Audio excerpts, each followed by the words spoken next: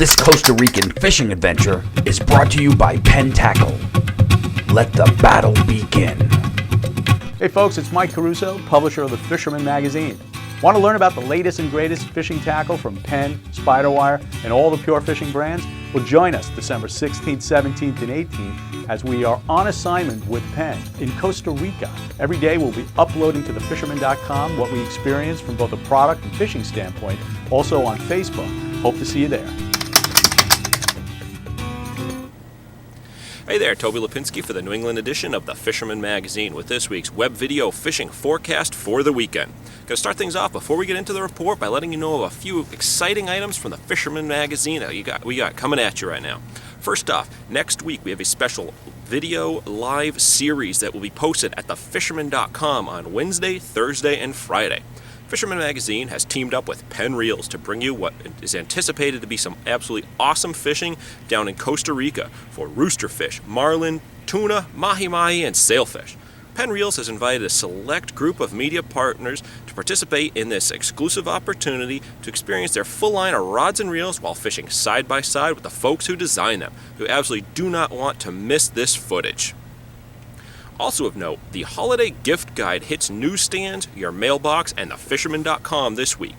This special issue is packed with over 60 awesome gift ideas hand-selected by the Fisherman editorial staff, and it will make the perfect gift for the fisherman or woman in your life, so check it out.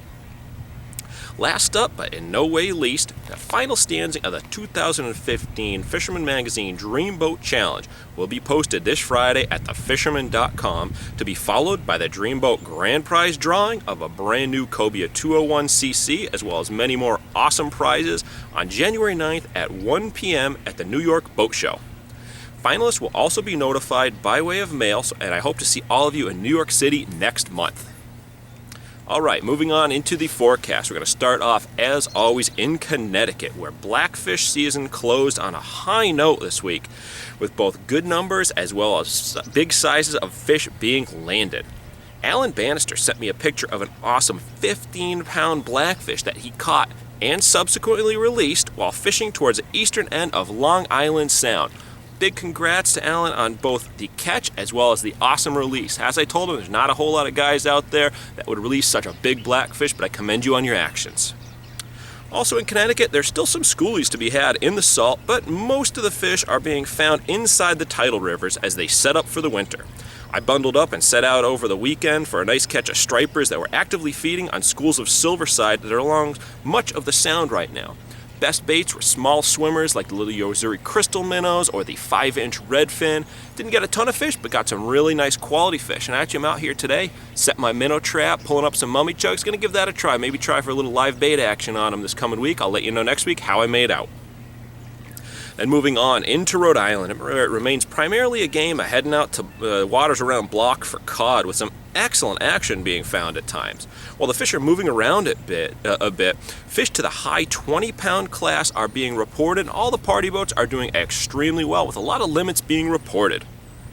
And also mixed in with the cod, there are some really big sea bass being landed lately, like the 7.3 pounder landed aboard the Island Current this week. I'm also hearing of bluefish, scup, fluke, and winter flounder being landed out there as well. Oh, we got some bunker flip around here. Sorry about that. Moving on into Massachusetts, the crew at the Goose Hummock reports some awesome fishing right now on the kettle ponds of the Cape.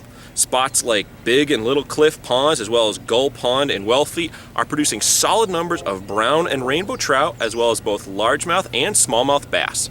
For those trout, best bets seem to be worms or minnows, but Berkeley power baits are also producing quite well. And lastly, on the saltwater side up in Mass, aside from the continued tuna action, of biggest news is the upcoming changes in regulations for both cod and haddock in 2016 in the Gulf of Maine.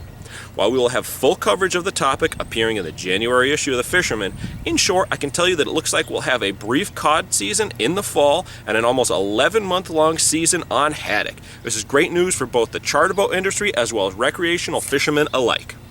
So there you have it. I'm Toby Lipinski for the New England edition of the Fisherman magazine, wishing you tight lines on the water. To receive the latest fishing reports, subscribe to the Fisherman's YouTube page. Click subscribe, then click the settings button and check Send Me Updates. You'll now receive notifications of the latest Fisherman YouTube videos and reports.